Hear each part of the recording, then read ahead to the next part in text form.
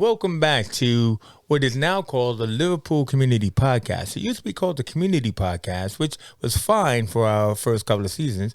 But then we realized that people should know where we're coming from. We're coming from here in the heart of Liverpool and everything, even though I have that New York accent. People think we're coming from New York and the Bronx. You know what I'm saying? We wish.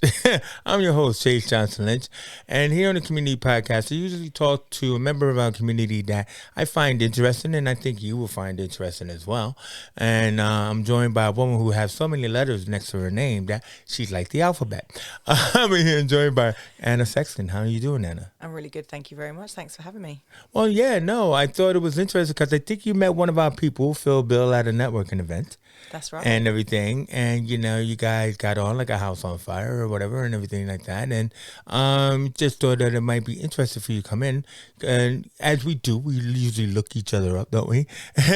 We have some mutual friends, mutual connections. That's right. And stuff like that. And like, so you're involved in digital entrepreneurship and all kind of stuff. And I want to get into that because you got a company called Open to Create. That's right. But also, too, is you did what a lot of people like to do in our creative zone. You did a bit of writing.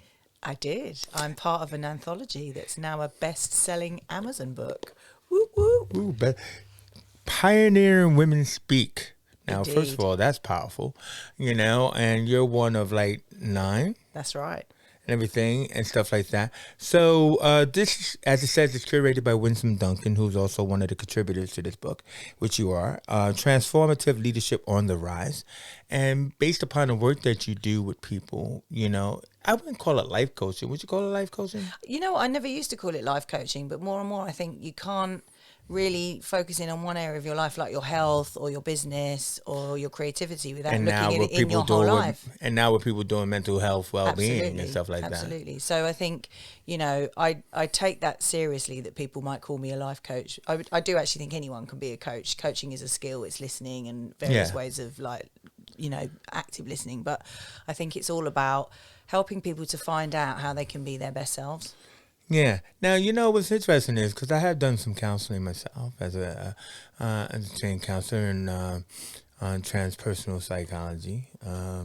And when you said active listening, one of the things I've learned, and I just want to know if you pay attention to the difference, is reflective listening. Ooh, good question. And so, I mean, like the difference between active listening and reflective listening, especially when supporting of other people. I mean, do you think that there's a difference and there's an important difference in the two?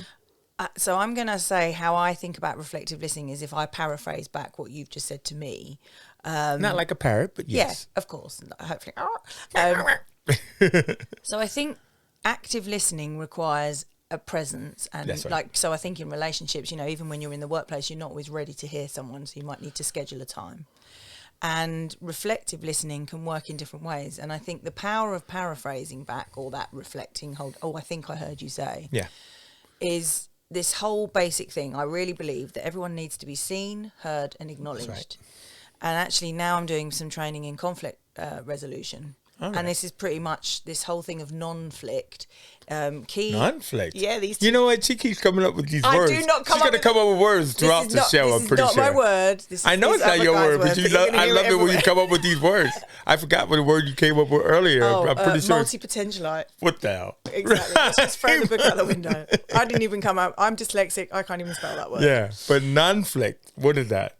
So nonflict is a conflict resolution tool that's been developed by 2 guys who, I think that one of the guys is from Israel, one of the guys is from Canada. Right. But it's essentially very much what you would have experienced perhaps in transpersonal psychology. Yeah, it is a Canadian thing. Coaching, all kinds of mentoring, anywhere where I think people bring themselves to intentional conversation. There is that, you know, I think I heard you said, we're talking about a blue dog, and you go, no, hang on. I was talking about a pink dog, but thank you. Like you'd be a bit weird if you were cross with someone who said, look, I think I heard you said this, but actually they get it wrong, but they're really trying. Like, I think, you know, essentially learning these things helps you, I think, do better in communication, which essentially is what most life is about, isn't it? Your non-verbal, verbal communication. Yeah, I mean, mainly what it is that people go through life not being heard.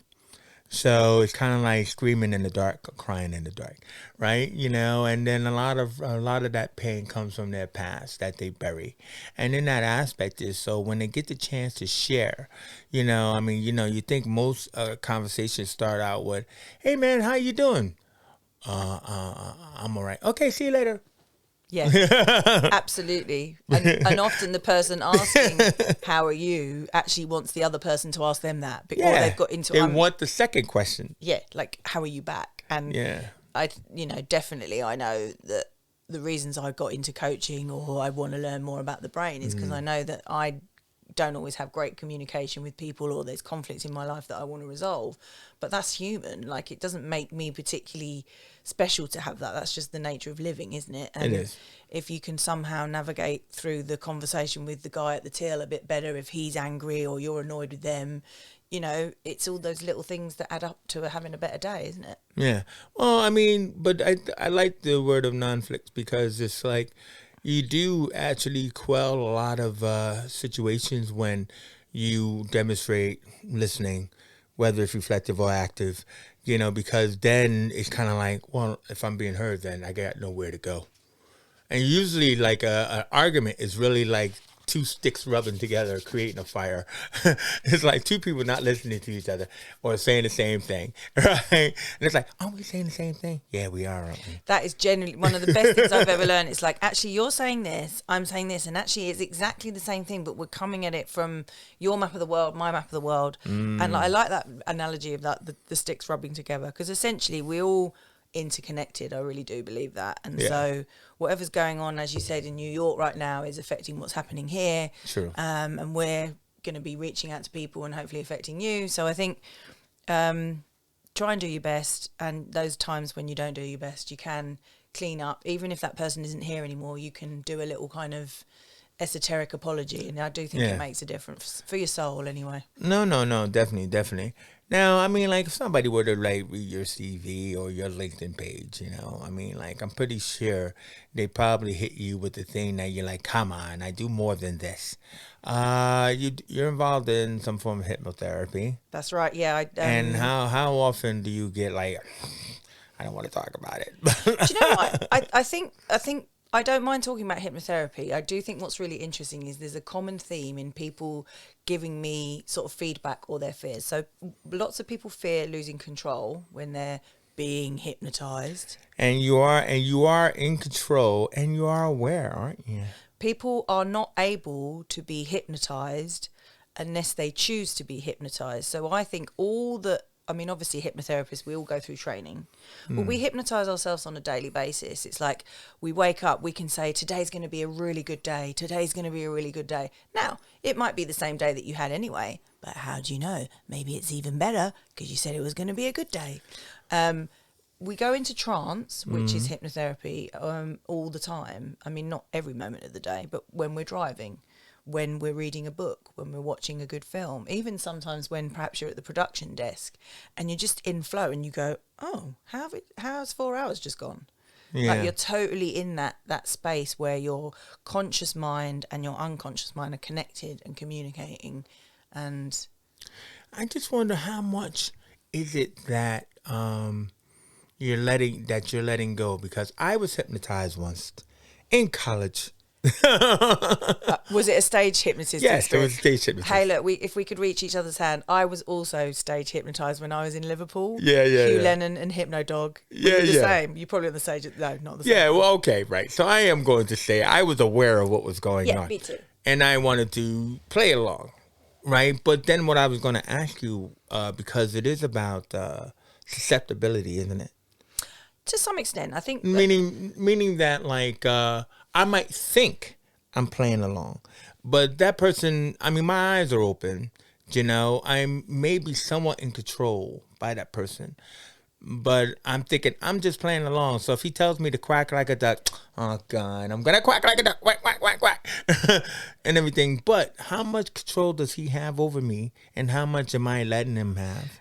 I can't really speak for stage hypnotism because it's a totally different form. So it's not like it brings what we do into sharp reality, because of course someone would be thinking, oh, I might want to go for hypnotherapy because I've got writer's block, or I'm not sleeping very well and that's affecting my acting, or I'm underconfident about stage performance or public speaking, so I've got a phobia of that. So we work in a clinical way, and people decide that they want some help. So that's the first step. Secondly, they'll find someone like me or like many other people out there doing similar things, and they invest in themselves over a period of time. So that in itself, the context of doing those steps has a therapeutic benefit.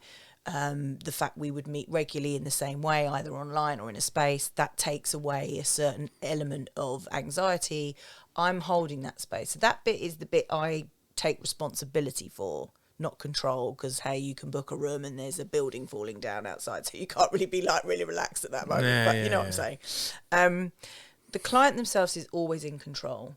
They know what the process is, and so say I was reading the script and I'd say something like this, it's suggestion. I invite you to sit down now or lie down and relax. You're only going to relax as much as you want to relax. True. So some people will be sort of, I don't know why they do this if they were paying for hypnotherapy. I'm going to not relax. Well, you know, maybe they're too anxious. It takes them a while to get used to me as a client. So maybe by the fourth session, they're literally sparko snoring on the couch. Yeah. But the brain decides what gets taken in. So we think we're like, oh, we're just listening to the story and exactly, that's what drifting in and out. But the brain is processing the information that it needs within its processing centres. So I think what I would say if anyone's thinking about coming for hypnotherapy is you can hypnotise yourself any moment of the day through deciding that you're going to do that, or you can be unconscious about it. Like we do that with limiting beliefs. You know, if you think you're stupid, possibly after thinking that after a while, you convince yourself. Or I can't do it. You know, I've just come back from a swimming weekend that was around learning to do front crawl, which... Oh, yeah, that's kind of like being up on the top of the mountain and you're saying, I can't move, I can't do it. And it's your mind is that powerful. You have to decide to... Most of the weekend, this weekend, was deciding that or telling my brain I'm not going to drown because I've got my face in the water doing all this splashing weird motion that is just not very natural to me, even though I'm a good swimmer. I do breaststroke. So I think it will take me a while to process the gifts from this weekend, but a big one for me was I was in a group where I was not able to do very much of this thing that other people were very good at, to their limit or extent of their ability, and I was still part of the group and I was still engaged with, whereas at school there were points when I was learning musical instruments where they were like, well, we'll just keep the good kids at the front, you go at the back because you can't do it. So a lot of that was coming up. Now that's nothing to do with the swimming, right? But it's totally related. I've told myself over the years since that point, oh, well, you'll never be really any good at that, you won't be a good singer because you can't breathe, you can't play this. Well, there's so many people that grow up with the negative talk, that ego in their brain and everything that's telling them or saying it's protecting them, but then forcing them to do something. You've heard of EFT, though, right? I think it's called Emotional EFT. Freedom Technique, tapping, yeah. No, okay, yeah, it is form of that. Is it a different one? Well, I think so. But I remember a guy who, made me put my arm up. Oh, kinesiology. Is that what it is? And then he could control my body and everything, and I couldn't actually move my arm. I'm freaked out. Well, and stuff like that. No, I'm just trying to say. It's muscle testing is used in kinesiology and also in a form of healing that I do called theta healing. So you can do muscle testing by getting someone to stand up and ask them what their name is and say it's Chase, yeah? Yeah. So if we were doing this, maybe afterwards we'll play around. Stand up and I say, what's your name, Chase? And I say, is your name Chase? And your body, if you're relaxed, will lean in a direction that is yes. And then I'll ask you another question that is definitely an answer no, and your body will lean a different way. So again, I'm not speaking for someone who really knows the science behind why this works, but if we're all vibration and we're all energy, then energy moves in currents, doesn't it? Yeah. So we're getting into some deep I'm stuff. sorry. Yeah, but that's true. So anyway, let's swim. Let's swim to the past, shall we? Because you are not a native Liverpudlian, That's but true. you live in Liverpudlian now because Yes. you want people to know that because you get funded. It's not, well, No, I live here for lifestyle. So I was a student in the mid-90s. I went to John Moores University, studied fine art, got really involved in the bar culture. So I worked in a lot of bars to pay for my uni. Which is very cheap up here compared to London. I don't know what it's like now compared to London. Most places. Are you serious? I went down to London for 250 quid and didn't last for 2 days. Anyway, I'm talking from a 90s perspective. I don't know about now. Okay. And so, yeah, years later I came back. I wanted to I wanted to be able to go swimming more in open water because there's the docks here. And oh my God, a friend of mine does. My friend of mine does that, and I will not do it. Aren't there fish in there? There's jellyfish for sure. Did you get stung? No, because they're little tiny baby ones. I generally wear gloves in cold water. You wear neoprene. Okay. And you can, if you don't wear gloves and they touch your hands, it feels like a little bit of plastic touching your hands, like a little bit like jelly. Okay. I'm not squeamish like that. I think. All right, but you enjoy that open water swimming. Love it. So good for my mental health. Really? Wow. Because all you can do when you're in cold water is think about how long you've got before you need to get out, and not because you're not enjoying it, but you need to be safe that you don't give yourself hypothermia. I enjoy going to my local lifestyles. So anyway, I'm just saying it's nice and warm. The heated pool. Yes. Each their own, though. You know, I know. I love a sauna. I love really hot weather, and I like being really cold as well. So I'm kind of I don't know. But I mean, like, so anyway, so how long have you been here? Because you brought yourself and your skills up here, and end of 2017. Company, this is like for your company, right? Because yes. You look for funding, as we all do, and everything Open to Create. So why don't you tell me about Open to Create? So Open to Create is all about, you don't have to be an artist to be creative. So I really believe that everyone is creative, although I do work with a lot of artists because of my background in fine art and festival production and curation. People making pictures? Yeah. Or? I have made art, yeah. Sometimes I do performance. I dress up as people in paintings, or I do artist walks. I know. Random. What do you mean dress up as people in paintings? One of my pieces was a response to a painting in an archive in Southend in Essex. So I picked a picture. It was called Proximity. Mm. And at the time I was going through a divorce. So I decided, for some reason, it felt really important to... The picture of the woman in the painting is quite close to a relationship of hers. I can't remember if they were mother and son or husband and wife.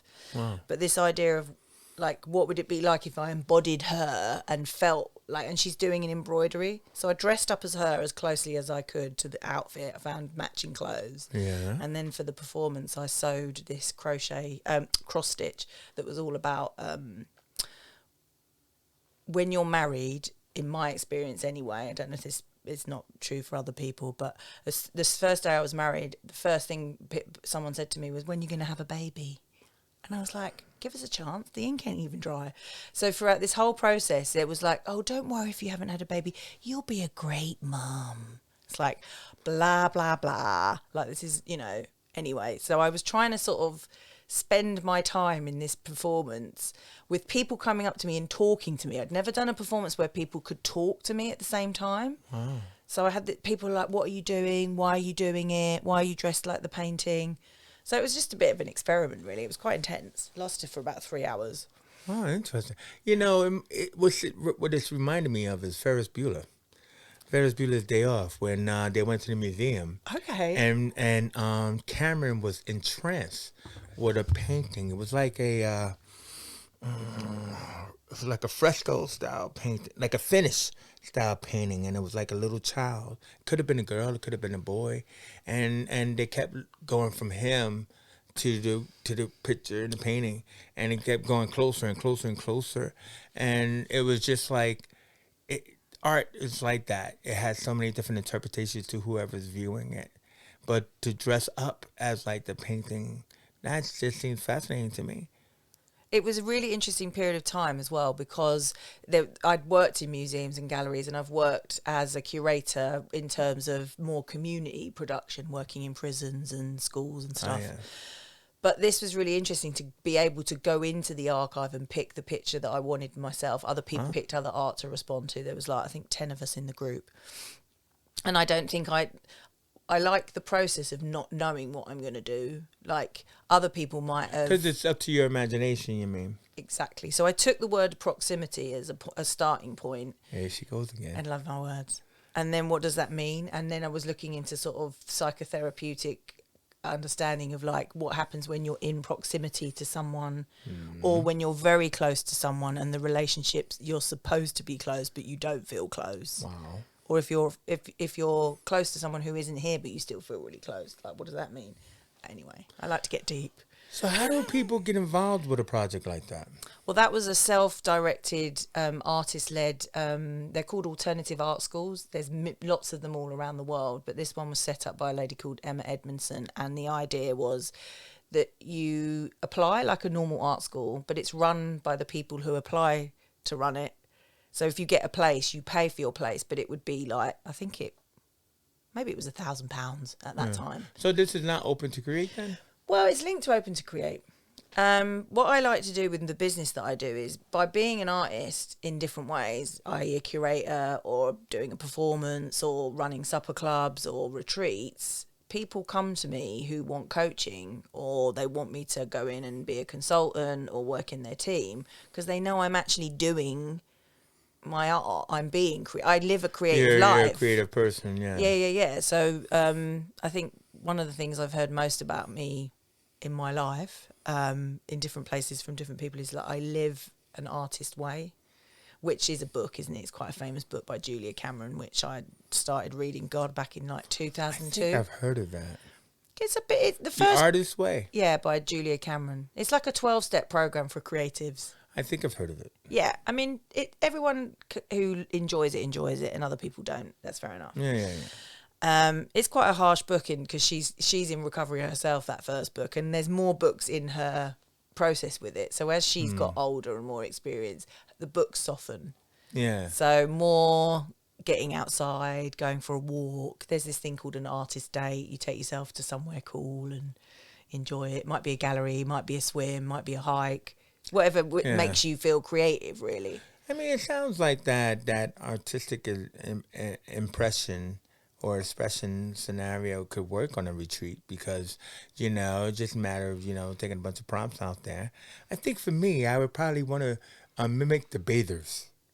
Do you know the picture of the bathers? Oh, the Matisse bathers. Yeah, that's beautiful. With the one with the blue and all the beautiful bodies in kind of sink. Oh. The woman in the basin with the water basin, the bathers. It's just a woman in the water basin. Oh, maybe Degas. I don't know. I thought it was Matisse or Titian. Exactly, it could be any of them. See, man, I took art in college, but I don't know what picture you've got in your mind. But then again. And the man trying to, whatever. Just bathing is important, man. I'm neurodiverse, so I do take things literally when they are a joke. So could be. No. It's not that. It's just I was just moving on. So as far as let's go back to the book for a second because I don't know if I gave you justice on this because your chapter in the book. All right, because I assume that you have a chapter. I have a chapter. We all have a chapter, yes. So what is your chapter called? Be Open to Create, a manifesto for living a creative life. That's what it was. So I wanted you to explain that because the manifesto... You might have to pass the book to me because I haven't looked at it in a long time. So. The manifesto for... Yeah, I would be cheating if I could remember off the top of my head exactly what I wrote a long time ago. Yeah, I have a book like that. No. Well, it went backwards and forwards quite a lot of time because we work with a professional... editor? Yeah, an editor. Yeah. I mean, that's all pretty cool. Are these women from, the Northwest? Are they from different areas of Mostly England? living in the southeast of London and around. Patricia is from, I'm not going to say, she's from Latin America somewhere, and I don't want to say where without actually getting it wrong. Yeah. Winsome, I know, from southeast London. Annette, also southeast London. Yeah, all women doing different things, and they know Winsome through her publishing company called Peaches Publication.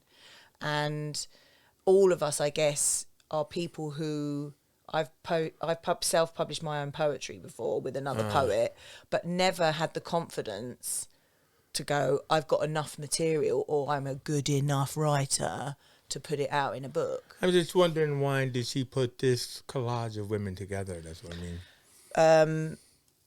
I think it's because we were all in her ethos and we all wanted similar things. We're out there in the world. Some people are working in HR, diversity and inclusion. Patricia's a screen printer and a lino cup artist. Lynette works in mental health. Annette's using her Christian faith to lead her own self-publishing company now. Wow. So she published first through Winsome and has such a sort of calling to bring her faith into the world through publishing that she's working with artists and authors from all around the world. So she's doing that. And Shona is a lady who is in recovery from a range of different, really quite extreme life circumstances, but thriving, and she's a life coach and she's got her own product. So I think between us, we've all got this way of keeping going when the chips are down. Or a way of motivating others. But that then comes from us being able to live through our shitty bits of life or very long periods of shittiness, whatever. No, exactly, but that's where it is. It's like people have to walk the walk and speak the talk, isn't it? Yeah, and I think, what's so great about the time we live in now, particularly what you're doing here in Liverpool with Big Condo, is that everybody's got a story, and whether it connects with one person or 1,000 people, that's not really the point. It's like, get it out of yourself, get it on paper or talk it into a microphone, sing it, film it, and get other people around you who hopefully won't go, it would be awful if someone said, oh, that's bad.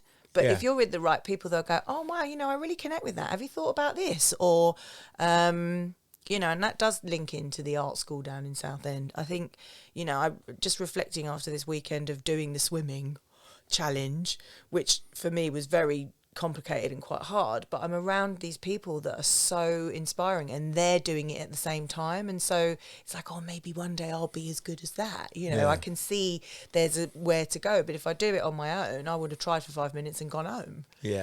So, and that's my quote: never doubt that a small group of thoughtful, committed citizens can change the world. Indeed, it is the only thing that ever has. So that's by Margaret Mead. So she was a social anthropologist. I think now she's dead, people have found out that she was a queer woman. Just really interesting lady, who you'd see a photograph and wouldn't think, oh my God, she did loads of amazing work. But I think there's loads of us in the world doing really good work in our own spheres, helping people who in turn help us. And these kinds of books kind of help people to tap into that, I think. I love that, because I love that, never doubt that a small group of people can change the world, so to speak. And then what it's saying is that we never realize the power of who we are. Like my quote I usually say to people is, be the you I see. Right? Because too many people are blinded by their own past, and they just see their past self and their past pain and their past problems and their past struggle. That when they walk into the present with everybody else, they don't recognize anything but that. So it's like... Well, that's the self-hypnotism. I am this person because when I was, someone said this, and now I have literally put that into my muscle memory because it was such a stressful point in my life. Yeah. Young children are always stressed. Yeah. And so, because they're always learning and lots of things are out of their control. So that time when a teacher says you're stupid or you can't draw or you're not funny. Oh, yeah. Hey, you, Mr. Fidget, stop fidgeting over there. Oh, I'm Mr. Fidget, so I'm fidget all the time. You're never going to make anything of yourself because you can't sit down and listen. Exactly. Exactly. Then you start looking for people who say that to you as well. And you go, yeah, see? Exactly. That was Proof. right. You look for evidence. Exactly. And that's why, when I was teaching in schools, I was always focused on that kid in the back, who the teachers always gave me forewarning. Now watch out for Johnson over there because he is a problem, and if he causes you problems, you let me know. And I go, hello, Justin, or what's your name, whatever, blah, blah, blah. And then we have a relationship. I still, am in contact with students like that. You know what I mean? Only because they appreciated the attention that was afforded to them that wasn't You are this, bang, bang, bang, bang, banging the drum on their heads and stuff like that. But that's why I say BDUIC is that, all of this pain you got going on, I do not know it unless you tell it to me. And it's not like I'm giving you permission to tell it to me, but all I see is the person that is in front of me. And right now, you're doing the job that has been asked of you, or we're having fun or a joke or whatever, blah, blah, blah. So I see a completely different person than you see. And you're trying to taint my image of you. You know what I mean? Yeah. And by telling me your past, right? And it's not like I'm trying to say don't tell me. I'm pointing out the fact that we are more than just the past because we move forward. Well, also we've only got now, and so one of the reasons I really like, for the most part, coaching and solution focused hypnotherapy is it's based on today and where you want to go. Sometimes with coaching, we might go back a little bit, but in a creative way if the person wants to do that. If not, it's therapy, other types of counselling. True. Solution-focused hypnotherapy, the first thing we say to our clients is, what's been good? And they're like, what do you mean, what's been good? Yeah, wait, hold on for a second. I focus on what's been bad. Let me think. Which is understandable, because if that record keeps playing, we're cutting into the groove. We're cutting into the groove, and the groove's getting deeper and deeper and deeper. So we can change that groove to start going, okay, well, yeah, maybe I am sad, or I had a period of depression. That's good that you know that. But you had a nice cup of tea. Oh, wonderful. What flavour was the tea? So when we start clients getting their own mindset into really appreciating, the chocolate bar, or you've had the beautiful fruit tea. Yeah. It's like, oh, that's nice. And it's something else to focus on. And when our mind has something else to focus on, that, okay, the depression, the sadness, the pain will still be there to some extent. The fact that we're appreciating our life more, we create more serotonin, more endorphins, more happiness drugs. And like any drug, the more you have of something, the more you want of it. So if it's the good stuff... Hey, man, we do not support drug taking. No, I'm kidding. Serotonin, though, let's go for it. Let's go for it. I don't actually know this, but there may be medical instances of people that have too much serotonin, so I don't know anything about that yet. But in general, happiness hormones, which if we can create happiness hormones, let's get a load of more there, innit? What's been good? Yeah, I love it. And then you set the temperature, and actually through this conflict resolution tool we're learning, nonflict, apparently the question to ask is not what's been good, what are you celebrating today? Whoa. I was like, bing! Yeah, that was a mind-blowing moment right there. I mean, that was really good there, Anna. I mean, I think we're probably near the end of our time here, Anna. And I mean, it's been a really enjoyable conversation. I mean, I love talking to like-minded people who could take me on a swim through the stream of consciousness. We've definitely gone. It's definitely a non-straight line conversation. Whoa! I'm pretty sure that people were swimming with us. I hope so. In that cold water out there. You know what I mean? Because because I have one more quote. Psychologically, it's like, what is the wisdom of your struggle? And everything, and it's like, and I want to leave people with that because, we all have struggle, we all have conflict or non-flict and everything like that. But one of the things that people tend not to focus on, which we were just kind of saying there, is what is the wisdom of your struggle? Meaning, what have you learned from that? As opposed to just, I live in it. It is mine. This is who I am. It's a good way to wrap up, because it's cliche to say there's a gift in all things that we struggle with, and if you're really deep in that, that's a really awful thing to hear, so don't listen to that bit. But actually, it's really important that we know that the reason sometimes we have certain habits that in hindsight didn't help us, that was our way of staying safe. Yes. It's a way of dealing with trauma. The ego told us that, yeah. Yeah. No, and it's the amygdala in the brain. It looks for the template that matches. So if there was a difficult situation for me today and I don't know, I picked up a habit of scratching my face. Yeah. Here made me feel more secure. So I'm sitting through the podcast, I'm scratching my face. It makes me feel less anxious. I will do that again the next time I do a podcast, or maybe I'll do it tomorrow because it helped me. Now, it's not a bad thing to do. But other people might judge it as weird or whatever. But actually, if I carried that on for the rest of my life, it's not harming anyone, is it?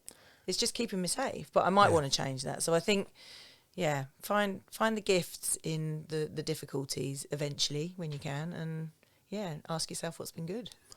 And all I would like to say here at this point is that if anybody wanted to like find you or find out more about Open to Create or anything, like what is your social media handles, as they say? I'm on LinkedIn. Look for Anna Sexton, Open to Create. I'm on Instagram at Open to Create with an underscore at the end. We've got a website, www.opentocreate.com. God, I don't know. Perhaps you're going to put some stuff on the podcast bit at the end. Well, no. But that's the whole point. Open to Create, you're out there, and I mean that's what a beautiful thing is. So, and then also too is just like raise the book up again.